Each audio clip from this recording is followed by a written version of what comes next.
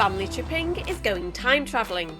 Join us on board the TARDIS as we head to York, one of the best preserved medieval cities in Britain, where families can see, hear, Guy Fawkes, touch, taste, and even smell history. This Viking's been on the toilet a long time. York does an amazing job at bringing over 2,000 years of history to life in a fascinating, Is that really a poo? and fun way, Oh, wow. making it a magical destination which is why I could go. for families. But York isn't all about looking to the past. It challenges and inspires the young minds that will be shaping the future. That was amazing. So watch to the end for our unexpected York highlight. And our York travel tips on when to visit and how to save money. Right now though, we're giving you an overview of what we found to be York's top family attractions.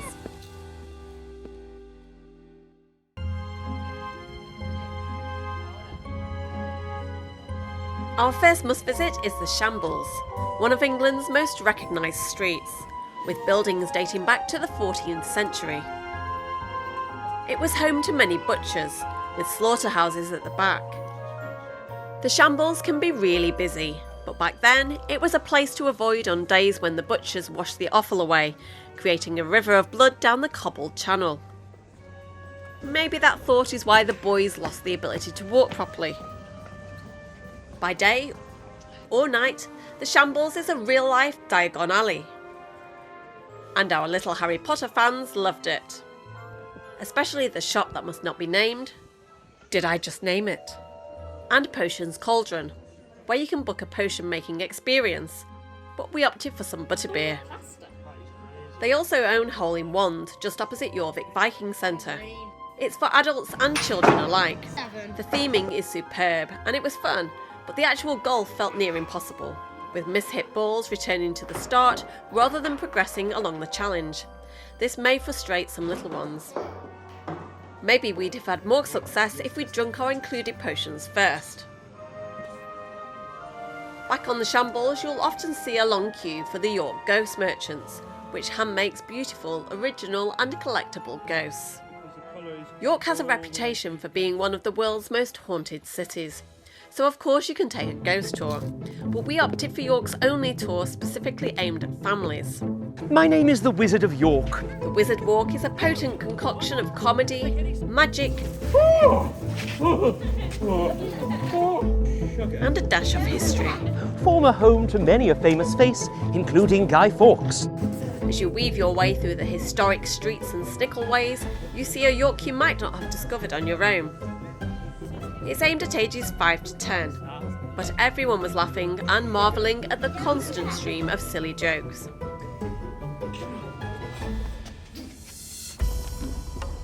Because we bought the York Pass, more on that at the end as there's a lot to consider, we also did the hop on hop off bus tour, which us adults found informative and entertaining. And we did a cruise on the Ouse. But there's nothing quite like walking through York or along its city walls. Walking along the walls just gives you goosebumps thinking about everything that's gone on in this city. We're walking the section between Booth and Bar and Monk Bar, which is great for kids because it's fenced in and it's really scenic. The 13th century walls encircling York are open from 8 AM until dusk, and they're free. If you want to see how York looked in the Viking Age though, Jorvik Viking Centre does just that. You take a gentle, fascinating ride with commentary, a journey back in time where the sights, sounds and smells immerse you in Viking life. Maybe it's time he saw a doctor. After the ride you can see some of the Viking Age finds. The highlight for the boys was the fossilised Viking poo, something this guy can only dream of. A 5-minute walk away is Dig, an archaeological adventure. You get an interesting and hands-on talk on archaeology, before getting the chance to dig your way through 2,000 years of history, looking for artefacts. Oh, wow. It's aimed at ages 5 to 12, but it kept us all engaged. Sticking with history, York Castle Museum is another must visit. particularly for its fabulous Victorian street with shops you can enter, a police station and school. We also love the included York Castle prison, where legendary highwayman Dick Turpin was held. You can see the original cells and hear from some of its most infamous inmates. There's a First World War exhibition and one on the 60s, but sadly the toy gallery and Shaping the Body were closed for repair. Even though everything is close by in York and it's easy to walk around, it can still be tiring as there's so much to see and do. But you can regain a bit of that energy by chocolate tasting. York has a strong connection with chocolate, and you have two main chocolate visitor attractions in the city, York Chocolate Story and York Cocoa Works. We chose the latter as entrance was included with the York Pass. We learnt how chocolate was made and sampled some. What do you think of that one? And we tried to identify the different strengths and flavour notes.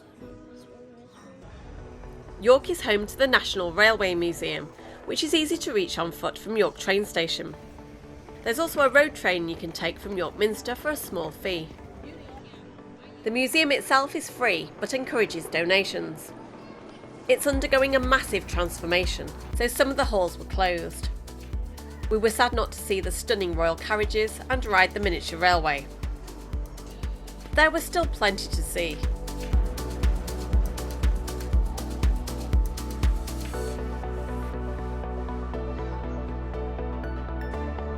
One of the highlights was the Flying Scotsman. There's also a virtual reality experience of the world famous locomotive for ages 8 and over for a fee. Within the museum is Wonderlab, which has its own entry fee. That was amazing. If we homeschooled and lived nearer, we'd be here every day. When I said we were going to learn about engineering, they weren't impressed. But Wonderlab blew their minds. With lots of hands-on challenges and live demos and experiments, their curiosity and imagination was truly fueled. But most importantly, it was really fun. We were in the Wonderlab for nearly 3 hours, despite the suggested 60 to 90 minutes on the website, and only left them because we had a train to catch.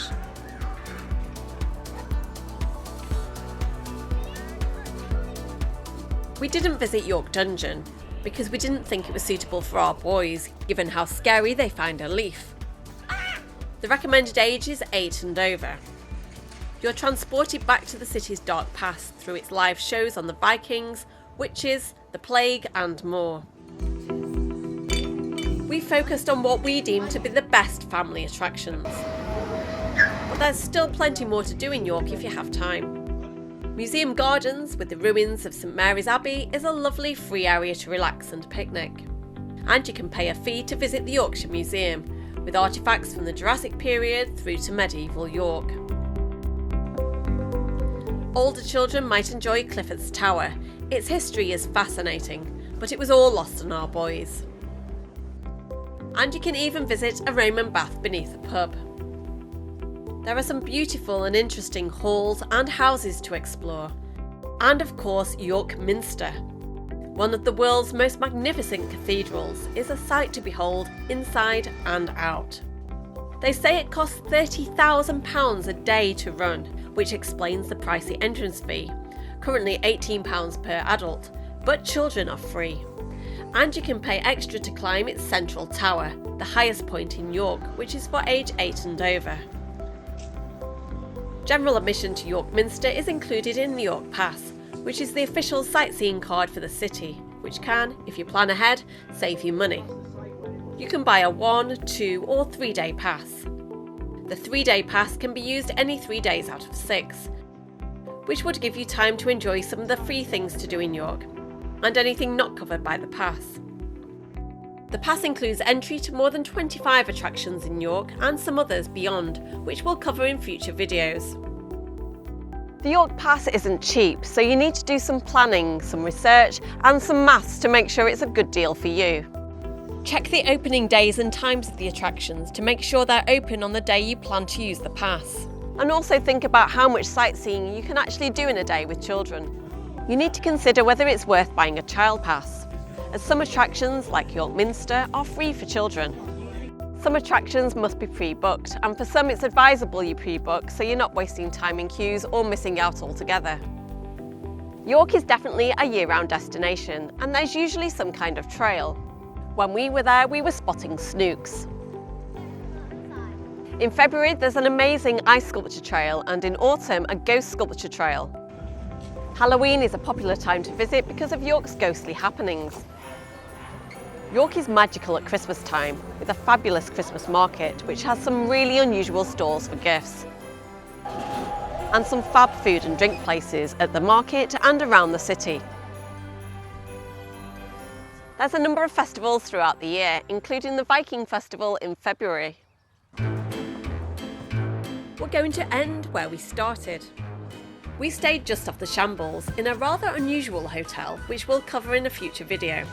So please subscribe and turn on notifications to ensure you don't miss that, or Family Tripping's other videos from the UK and around the world.